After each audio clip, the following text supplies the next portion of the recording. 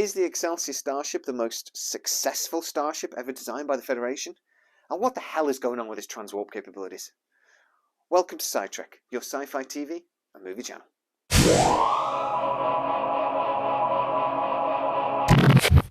So I'm going to start by saying the Excelsior is one of my favourite designs. I think it's a stunning looking ship. The Undiscovered Country is actually probably my favourite Star Trek film because I saw it at the cinema on my own for the first time. It was the first Star Trek film I ever actually saw on the big screen. And that whole opening sequence with the shockwave and the Excelsior turning into it, I just loved it. Captain Sulu on the bridge, fire apart then! Just everything about the ship I absolutely adore. And it's a starship that survived within the Federation on the front line for over a century. It was basically designed at the end of the 2280s and was still in service and at the front line in service during the Battle of Wolf 359 and again during the Dominion Wars, even though most of the time it was getting its ass handed to it or just getting straight up blown up. The Excelsior was still there. It was still getting upgraded even 100 years after it first commissioned. An Excelsior class starship went up against the Defiant. They went toe to toe and it was able to hold its own. But let's discuss the elephant in the room. The grand experiment, the transwarp capability. Because there are a couple of schools of thought on this. Now, first of all, you don't actually ever hear them say transwarp in the actual films, The Search for Spock. You hear Captain Styles sort of having a little jab at Kirk saying, we're going to break all of Enterprise's speed records tomorrow. But that doesn't necessarily mean transwarp as in going beyond warp 10, or what we understand from the Next Generation as warp 10.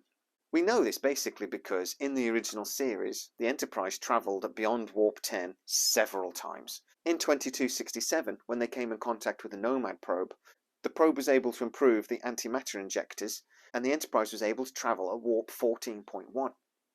Now, I would argue that that actually probably wasn't warp 14.1, but was actually more likely warp 9, warp 9.5, something along those lines. We also know from the final episode of The Next Generation, All Good Things, that the USS Pasteur travelled at warp 13. Now, I know you're going to argue that that wasn't really canon because it did it or didn't happen. We're not sure if it was time travel or just imagining or Q playing games, but it would make sense. We know the Enterprise D was able to travel as a maximum of warp 9.95. The Voyager had a cruising speed of warp 9.967, I think. Someone's going to correct me in the comments, I probably got that wrong. And starships are getting faster and faster. It doesn't make any sense that 10, 15, 20 years after the Next Generation, a captain would go, engage at warp 9.99953, Ensign. They're not going to do that. They're going to change the scale at some point. So even though warp 10 would still become the maximum, they're going to have to sort of create some extra numbers in there so the captain isn't saying ridiculous 0.67352, please. So warp 11, warp 12, warp 13 would be, in TNG standards, warp 9.99995, whatever. We also know, though, that we have transwarp conduits with the Borg, but again, it doesn't think we're actually travelling beyond warp 10. These just seem to be travelling at warp 9.9996 something. When the Traveller pushed the Enterprise out into unknown space, again, they weren't travelling beyond warp 10, they were travelling at warp 9.9 some ridiculous figure. So is the Excelsior actually a transwarp drive, or was it just a new warp drive that then was actually used in all starships? Well, the Star Trek The Next Generation actual technical manual did call the Excelsior the failed experiment. They were actually, looked like they were trying to use a mixture between transporter technology and warp coils to create a vessel that could travel into interphasic space. This was a technology that they came across in the original series during the Antholian encounter. And the Enterprise actually used interphasic space to travel a vast distance beyond Tholian space in a very short period of time. That was when the Excelsior experiment began, and they were looking into this technology. It looks like that technology may have actually worked, but caused massive stresses to the vessel and a significant damage. Microfractures through the hull may have made this technology impossible to pursue, or just impractical, or massively unreliable. Any of those reasons may have caused the experiment to be classed as a failure and for the design to be abandoned. We know that the Excelsior did have a large revamp before Sulu became captain.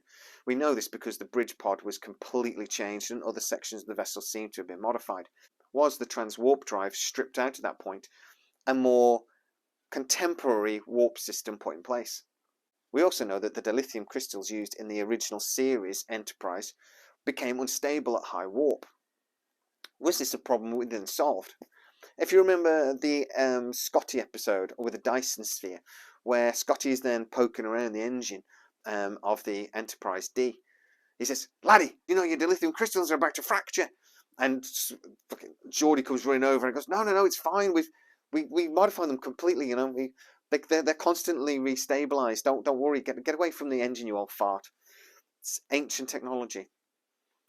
If it wasn't for the technical manual and saying that the Excelsior vessel was a failed experiment, we'd have no reason to believe that it was. In fact, the Enterprise D might be using virtually the same engines that are aboard the Excelsior. So what do we actually know about the Excelsior? She has 34 decks, 467 metres long, 186 metres wide. Captain Star's commander in 2285 while she was doing her space trials, smashing all those Enterprise records. But she was then commissioned in 2287 as a regular frontline Federation starship. Sulu became captain by 2290. She had Type 8 phasers and anything from 6 to 8 photon torpedo bays, even though that's a little bit of a problem there because on the technical manual it shows 2 torpedo launchers, but actually when we see the vessel thing, where we believe some of the torpedo launchers are actually look like shuttle bays. The doors are open and a shuttle's coming out of them, so we look like shuttle bays. Some people have argued, though, that, the Enterprise only really had 1 forward-facing torpedo launcher, so why would the Excelsior have anything up to 4 or 6? Well, the Enterprise D photon torpedo launcher was a multi-capable photon torpedo launcher. It could fire 5 torpedoes at once. You have that beautiful thing of and then they split in and we can assume that the Excelsior could only actually fire 1 at a time. So in that case, even if it had 4 forward-facing photon torpedo launchers, say that fast 3 times, it would still actually possibly have less firepower than even 1 photon torpedo launcher of the Enterprise D. And it should be said that the Excelsior was designed as a warship. She's classed as a heavy cruiser, and she was designed as a direct result of Klingon activity. This is during a period of a Cold War with the Klingons, and it was expected that that war would become hot at some point soon. The Klingons were developing the Katinga heavy cruiser, and the Federation were terrified. Before that, their most advanced capable fighting machine was the Warbird, and we were able to go toe-to-toe with those vessels.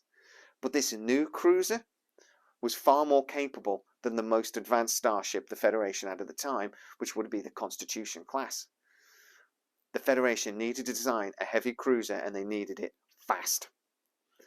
Hence, the Excelsior, and potentially why she is so heavily armoured, and also just so damn big. There are some really interesting points about the Excelsior as well. This is another one of those starships that the saucer section could separate. She actually has a battle bridge like the Enterprise D, which tends to suggest that this vessel was actually designed with the separation in mind. But I suspect that was a last-ditch kind of thing, because it's believed that the saucer section couldn't actually reconnect without the use of a space dock or some other support. So, in that case, why was it done like that? Well, if it was done with a war in mind, with a possible conflict with the Klingons, then it would be similar to how the Constitution would be able to replace the saucer section. That in an out-and-out conflict, the main drive section would separate from the saucer section would move out of the way, and the drive section, a sleeker, more agile, now fighter machine, would go into conflict. We also know this, that from when the Enterprise B and forwards was modified, we had the Excelsior class Part 2, if you like, with those little fins that stuck out the side and everything, that they've actually put very large impulse engines on the saucer section. This was obviously to give the saucer section impulse. Is this again a thing of creating 2 targets? Was that a modification of the design? Instead of the saucer section simply being there to escape and the drive section going into battle, was it perhaps more like what the Enterprise D envisaged, that you could separate and become more of a fighting machine? This is something the Federation has explored in other starships as well. One of the ugliest starships in history, going into separated mode for multi-vector attack. Looking at the actual diagrams of the Excelsior though, there was unfortunately no dolphins aboard, which is a huge shame, let's be honest. So this was a starship that was able to last 100 years in frontline service. It was designed to be heavily upgradable. They literally pulled sections out and put sections in. This was a vessel with an incredibly strong space frame and an incredibly capable starship. It went toe-to-toe with enemies for over a century. You really, really have to tip your hat to any design that has that capability. So if you are new to the channel, please like, subscribe, hit that bell notification. It really helps us out. And leave a comment. What is your favourite starship? And do you know any little tidbits about the Excelsior that you want to share with us all?